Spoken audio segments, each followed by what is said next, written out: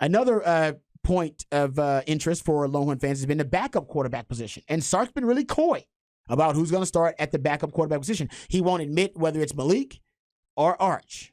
He won't get into either way. Here is his response when he was asked about who's going to be the backup quarterback for Texas.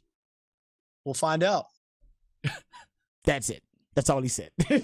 That's all he said. We'll find out. So I imagine, at least, this is a great way for him to keep fans there, though, because now everybody wants to find out who's going to end up being the backup. Whenever there's a lead comfortable enough that Texas has established against Rice, I don't know what the number is for them, maybe 3-4 touchdowns, I'm sure, somewhere around there. Depending on how Quinn has played, too. That's a big part of it. If Quinn's played good and it looks good, you can see him even out of that game earlier if Coach has seen enough of what he's need to see.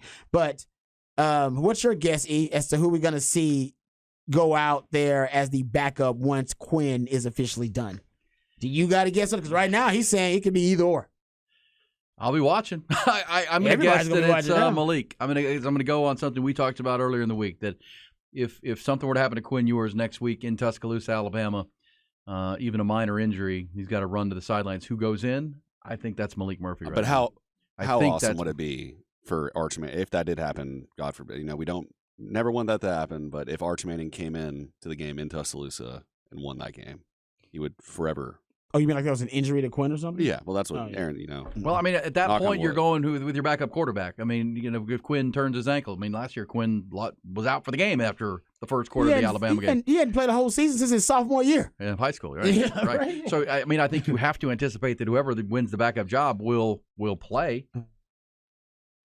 Will play in this game, or play this season and maybe start a game or two. That's just the way of football. Now, the Longhorns are hopeful with the running game you're talking about, with an improved offensive line. They can protect their quarterback, and the Quinn Ewers can do a better job of protecting himself with his more familiarity with his offense. And you say elude the rush, better pocket presence, all those things all need to happen. And as we've talked about with Sark and heard from Quinn, being able to get the right protections in place, right? Yes, being able to communicate with his offensive line with some pre-snap diagnosis that knows where he needs to have, extra protection and roll it this way.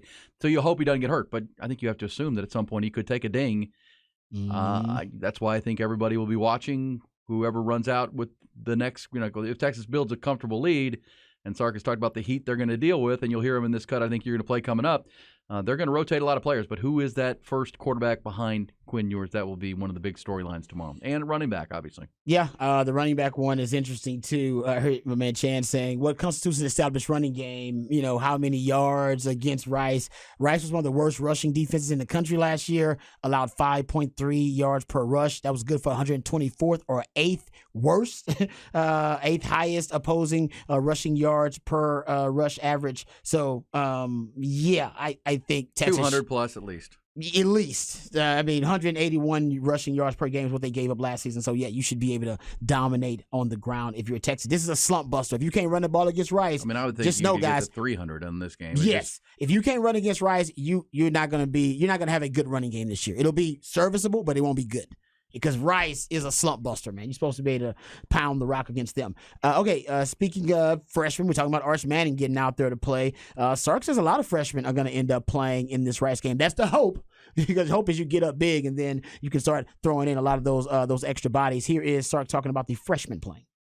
Well, I think all the guys you just mentioned are going to play Saturday, and that they'll be out there, relatively early in the ball game. So. And that's not to mention a Jonte Cook. That's Leonga Lafau, another guy who's kind of stood out that way. DeAndre Moore out there. So I think we've got a good group of guys that are going to contribute on offense and defense. And then if you're doing that, then surely they're going to contribute on special teams. And so, we put a lot of pride in special teams, and I think these guys are earning their opportunities. Trey Wisner has been a guy that has done a nice job on teams as well. But ultimately, we brought these guys here to play, and that they earn their time when it's time for them to play. And all of those that you mentioned, I think will contribute that way. And so I'm excited for them, and there's other guys that are working through the process of developing their game. I always reference back to the JT Sanders conversation from a couple of years ago when you guys all kept asking me, what's wrong with JT Sanders? Why doesn't he play, or why is he not on defense? He was in a developmental stage of his career. And now we're reaping the benefits of the development that JT put in. So all of these freshmen are at different stages, but it's a good class. It's a competitive class. It's a physically gifted class. And I think these are guys that are going to play a lot of football for us, not only this year, but for years to come. And then the other side of that is the new rule. The fact that we get to play these guys, especially early in the season, and then not have to burn a red shirt. We need to get them out there and we need to let them play to see, what does it look like? Because some of these guys are going to play better than maybe they practiced. And there's going to be a couple of them, unfortunately, that might not play quite as good as the way that they practice, but at least we know, and then we know what to work on. You don't have, you got, the 3 non-conference games, of course, one of those being Alabama. You're not going to play anybody you don't trust versus Alabama. So this will probably be the game when you see more freshmen than you'll see all year long. Probably, yep. Yeah, because that's what he's talking about. Wyoming, maybe. Wyoming's another one. Wyoming play Tech tomorrow.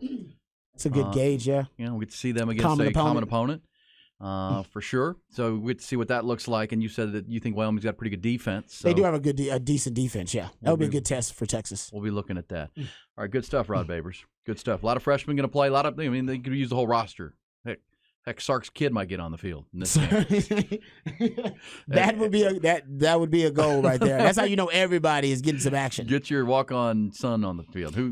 That's got to be fun for Sark to have them on the team. I'll say this too about you brought it up too, that about the backup quarterback position. If the thought experiment, if Quinn goes down, knock on wood, if Quinn goes down, emergency situation, who does Sark throw out there? Who does he trust out there running the offense? Honestly, right now for Texas, this is how really packed and really loaded the quarterback room is for Texas. The talented depth. I think right now, if you take any of Texas's quarterbacks, if they're in their room right now, the top 3, not any of them, the top 3, I think they could all probably end up starting for Alabama this year. Ooh, that's a take. Right? Malik probably could.